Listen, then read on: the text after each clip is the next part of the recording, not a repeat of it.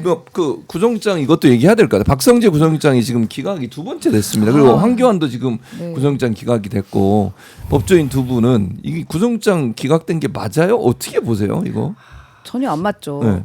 그 사실은 또 다른 얘기지만 네. 한덕수도 결국 구속영장이 이렇게 기각됐는데 기각됐죠. 재판에 가서 보니까 뭐 CCTV 영상 공개되고 뭐 증인들 나와서 하니까 오히려 그 재판 본 이진관 판사가 주요 임무 종사자로 공소장 변경하라고 되게 중한 죄다 더 막 네. 이러면서 됐잖아요. 그래서 아마도 박성재 뭐 전 장관도 이제 본 재판에 가면 분명히 다 엄청 중죄라고 될 건데 네. 지금 영장 전담 판사가 맡고 있는 거예요. 네네. 저번에도 그 뭐 수원지법 3인방이라고 이상한 모든 걸 다 기각시킨 판사 아닙니까? 네. 이번에 그 판사가 박정호 판사죠. 음. 그 판사가 또 저기 황교안을 저기예요. 뭐 기각시켰어요. 네네. 그러니까 마지막까지 이게 아까 뭐 이 프로스에 쓴 뭐 50명 찾아냈다고 하듯이 네. 이런 사람들이 지금 뭐 그 조희대 사법부가 몇 명 있습니다. 이런 좋은 판사도 있지만 네. 그래서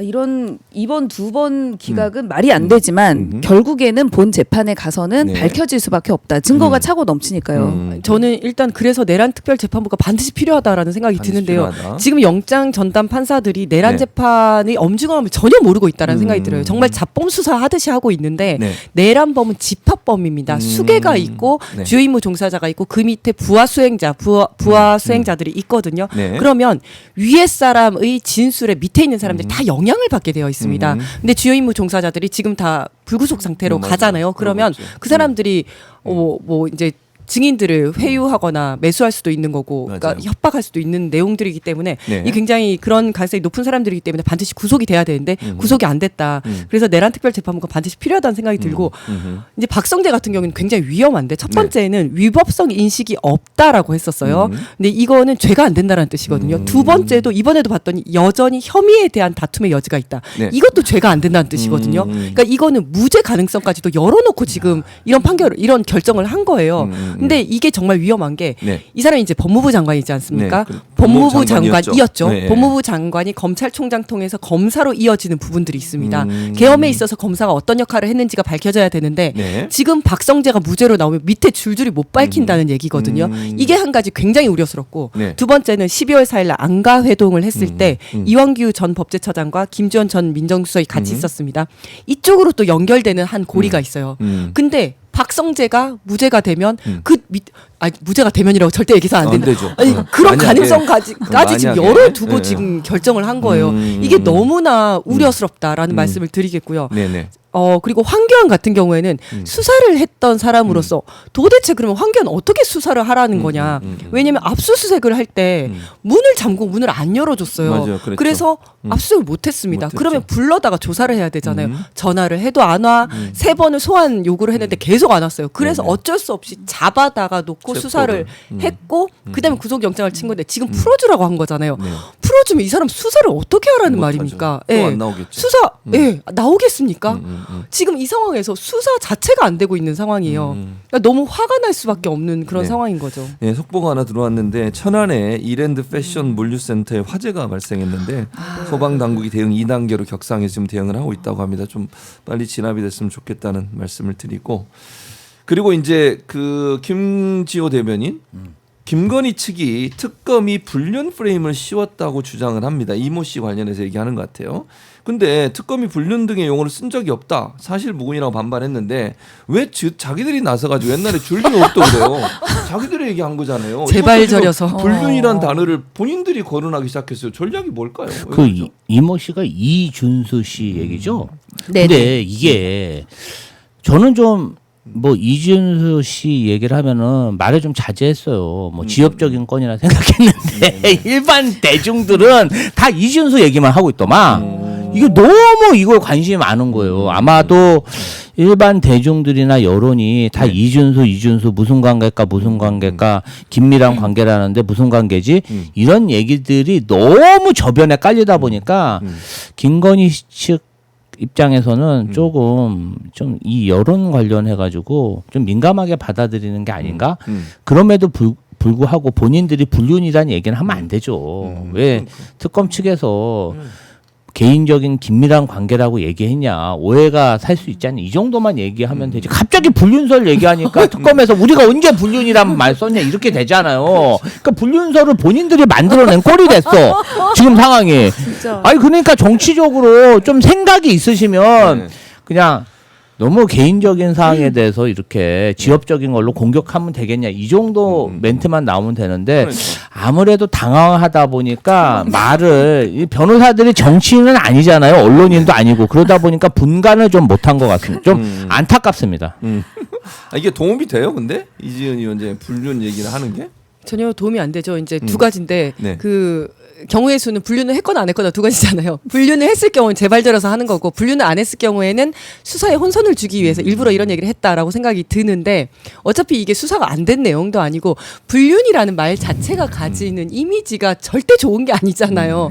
그러니까 결과적으로는 전혀 본인들한테 유리하지도 않은, 법적으로 유리하지도 않은 그런 이미지만 나쁘게 할 그런 전략을 썼다.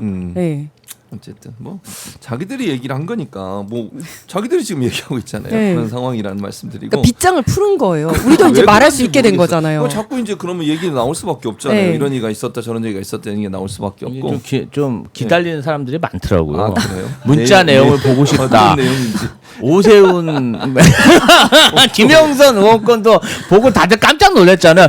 무슨 문자일까 궁금했는데 문자 내용이 밝혀지니까 아 다들 놀랬잖아요 그때 그 문자 내용 보고. 그러니까 근데 우리나라의 뭐 네. 코미디 프로가 다 망한다는 게 뭐 네, 네. 연애 프로도 그렇고 여기서 이렇게까지 자극적으로 하니까 사실은 우리는 정말 내란범 그다음에 주가 조작범 처벌하고 싶은 마음밖에 없는데 네, 자기들이 계속 이상한 스캔들을 만들고 있습니다. 네. 그러니까 그래서 좀 답답하다는 생각이 듭니다. 자, 이게 시간이 지금 3분밖에 안 남아서 마지막으로 이거 그냥 그 이재명 대통령이 아프리카 중동 순방을 합니다. 알고 계시죠? 네. 네, 들었습니다. 예, 네. 그래서 튀르키예하고 이집트, 남아공, 아랍에미레이트 이렇게 방문하게 돼 있습니다. 그러니까 외교의 이제 지평을 좀 더 넓혀가면서 이 아프리카 지역하고 그다음 중동 지역, 이 지역에 있는 나라들을 방문해서 MOU도 맺고 아마 이렇게 활동하실 것 같은데, 이재명 대통령이 이제 대통령 되시고 나서 외교의 무대에 나서는 걸 보면 너무 자신감이 있어 보이고 우리도 든든하잖아요. 뭔가 네. 또 성과를 내고 오시겠다. 네, 네. 세 분 마지막으로 이 외교의 성과 문제, 그다음 에이펙도 뭐 잘 마쳤지만 앞으로도 이재명 대통령이 이런 이제 G20 회의라든지 아니면 중동이나 이런 지역에 가서 외교 지평을 넓히는 모습 어떻게 보시는지 한마디씩 저 부탁드립니다. 조금만 얘기하면 너무 중요한 게 네. 지금 이 시점에 당연히 실력 있는 그 실용 외교하시는 이재명 대통령님이 너무 필요한 게 네. 미국이 지금 이렇게 관세 협상하고 하니까 사실은 영국 같은 경우 선방한 게 네. 일단 미국에게 당하긴 했어요. 근데 그 뒤로 이런 다자 외교를 통해서 네. 뭐 인도라든가 이런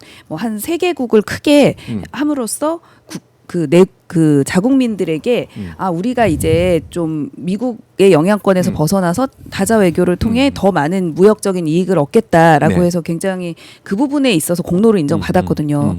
우리나라 같은 경우는 특히나 미국, 중국에 좀 치우쳐 있는데 네. 이때 아프리카, 중국 뭐 이런 뭐 아시아 이런 국하고 굉장히 다자 외교를 해놓으면 실제로 미국하고 중국의 전 세계에서 GDP의 합이 50%가 안 됩니다. 그렇군요. 예, 그래서 근데 우리나라는 거기에 다 몰빵이 돼 있는데 네. 우리가 다자 외교를 하게 되면 우리나라의 위상이나 여러 가지 다각화가 돼서 굉장히 저는 이재명 대통령이 앞으로 우리나라의 50년을 책임질 지금 역할을 하고 계시다라고 생각합니다. 네. 이지은 의원. 저는 일단 굉장히 기대가 됩니다. 지금 외교를 하시는 걸 보면 그 나라에 대한 공부를 굉장히 많이 하시는 많이 것 하시죠. 같군요. 많이 하고 굉장히 맞춤형으로 그 나라 정상을 만날 때도 뭐 예를 들어서 그 나라 대통령이 뭐 노타이를 하신다면 노타이로 나와서 사진 찍고 뭐 이런 경우도 있지 않았습니까? 네. 그리고 뭐 시진핑이 그렇게 환하게 웃는 것도 다 처음 봤다고 하고 맞아요. 그래서 저는 이번 순방 때 또 어떤 모습을 또 보여주실지 굉장히 기대가 되고요. 또 어떤 성과를 가지고 오실지도 굉장히 기대가 됩니다.